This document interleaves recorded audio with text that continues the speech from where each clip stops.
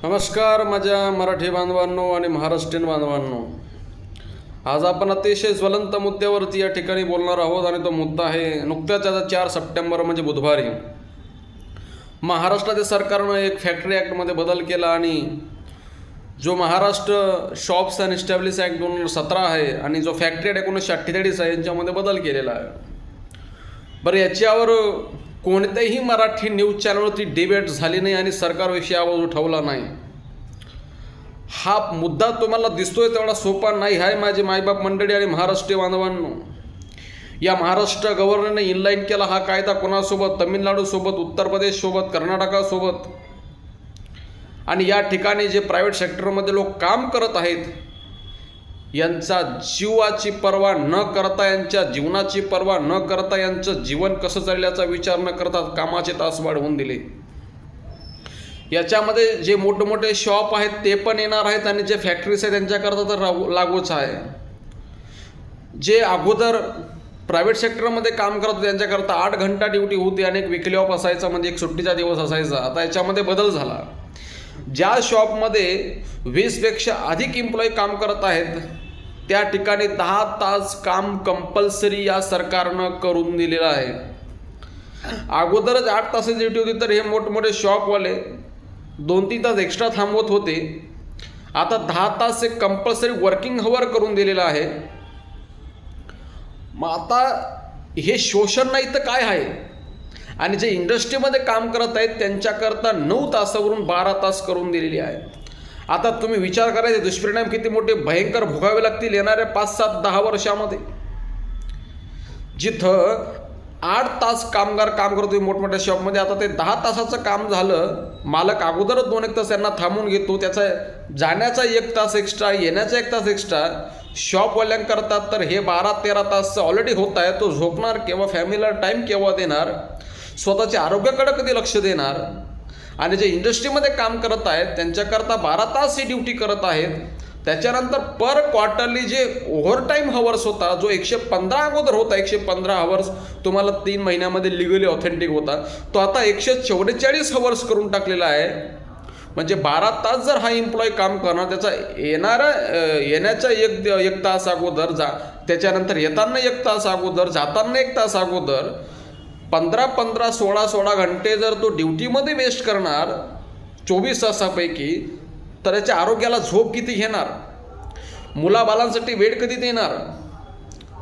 आपल्या परिवारासाठी वेळ कधी देणार?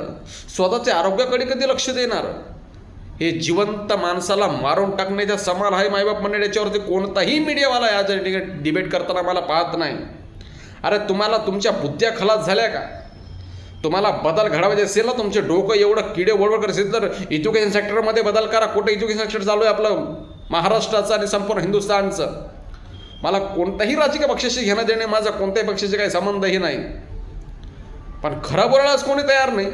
जे स्वतःला समाज प्रबोधनकरण करून घेतात, हे मोठमोठे कीर्तनकारचे पाकिटं घेतात. अरे नालायक हो, कधी बोला या विषयावरती. हसून एक मरून एक 5-4 गप्पा चालू आहेत, वाचन करत बसा. अरे प्रत्येक जण शोषण करत आहे समाजाचं, कोणाशी काही घेणं देणं नाही. दादा यांना म्हणा विधानसभेमध्ये किती तास बसता तुम्ही सांगा मला? आणि 12-12 तास जर तो एम्प्लॉय काम करणार तर त्याचं आयुष्य कुठं चालू आहे, त्याचं जीवन कुठं चालू आहे?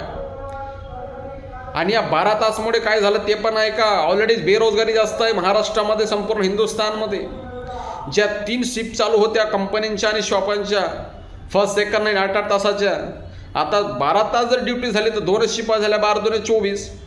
मग जो त्यांना एक्स्ट्रा मॅन पॉवर लागत होता तो आता शॉर्टेज झाला. तेवढी बेरोजगारी वाढेल. म्हणजे बेरोजगारीमध्ये भर पडत आहे हा मुद्दा पुन्हा लक्षात घ्या. ऑलरेडीच मुलांना या ठिकाणी रोजगार नाही आहेत. बँकिंग क्षेत्रवाले 5 तास 6 तास ड्युटी करणार, महिन्या म्हणून त्यांना 4-4 सुट्ट्या, लिगली ऑथेंटिक, सणासुनाला सुट्ट्या. एज्युकेशन सेक्टरमध्ये बदल करत नाही. समाजसेवा कुठल्या दिशेनं चालू याच्यामध्ये बदल करत नाही. बेरोजगारी वाढत याच्यामध्ये बदल करत नाही.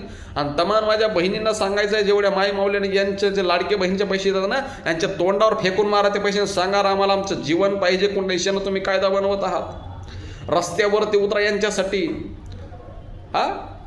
कोणीही याच्यावरती बोलायला तयार नाहीत. अरे इंग्रजपेक्षा जालिम जुलीम कायदे हे गव्हर्नमेंट करत आहेत. यांना माणसाच्या जीवनाशी काहीच देणं घेणं राहिलं नाही की आम्ही कोणत्या दिशेनं वाटचाल करत चाललेलो आहोत. आणि हा जर 12-12 तास जर हा कामगार कंपनीत देणार, 16-16 तास जर देणार, तर याच्यामध्ये एक्स्ट्रा मॅरेज अफेअर वाढणार. हे फार ज्वलंत मुद्दे आत्ताच एक्स्ट्रा मॅरेज अफेअर वाढत आहेत. मुलं रानटी होतील कारण की मुलांना वेळ भेटणार नाही माता पितांचा. जर पत्नी ही शिकलेली असेल, तीही ड्युटीला जात असेल, तर बालांकडे कोण लक्ष देणार? त्यांना संस्कारच्या कथा कोण सांगणार? यांना कादंबऱ्यांचे साहित्य कोण सांगणार? यांना संस्कृती धडे कोण शिकवणार? याच्यामुळे पुढे रानटी होणार आणि व्यसनाधीन होणार, मोकार होणार. याचे फार मोठे दुष्परिणाम आपल्या येणाऱ्या 5-10 वर्षामध्ये भोगावे लागतील. मायबाप मंडळी, काळजी घ्या या गोष्टींचा. काहीच आकला नाही त्यांना कोणतेही कायदे तयार करायचे. बरं, विधानसभेत बसायला सगळ्यांनाच आकला आहे, त्याचा भाग नाही.